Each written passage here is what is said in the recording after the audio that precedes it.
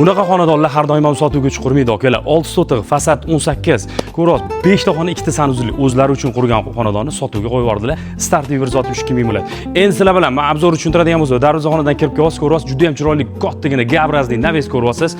Zeleniy zonasi ham juda ham chiroyli holatda mevali daraxtlar ekib qo'yganlar. Darvozaxonadan kirganingizda o'ng tarafda bitta xona patkulch holatda turibdi. Uni past qismiga zimniy garaj qo'ygan ekanlar. Asosiy binoga kirib borar ekanmiz, kattagina chiroyli gips kartonlardan bitgan ganchlar qilingan. Ma'lumotni aytaman, xonadonimiz to'pli pol va radiator qismidan iborat bo'ladi. Xo'lga kirib borasiz, bitta divanli zona bo'ladi. O'ng taraf ota-onalar yotoqxonasi, o'zini sanuzul bilan birga yana bitta katta zalni ko'rsangiz bo'ladi. Zalga tashqari tarafdan ham kirish imkoniyatingiz bor. Oshxonani ham kattagina chiroyli holatda joylab qo'ygan ekanlar, bitta bolalar yotoqxonasi. Endi aytadigan bo'lsam, podval qismini ham yashaydigan qilib, juda ham chiroyli holatda remontli qilib qo'ygan ekanlar. To'pli pollardan chiqarilgan, gips kartonlardan chiqarilgan 3 ta xonaga nazaringiz tushyapti. Katenni zonasini addenniy mehr berib, san'at asari darajasiga yaratib yuborgan ekan.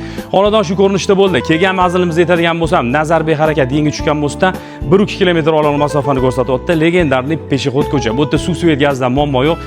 Zo'r xonadonimiz sotuvga chiqib qoldi. Egalik raqamini qoldiramiz, Lakatsa Telegram kanalida.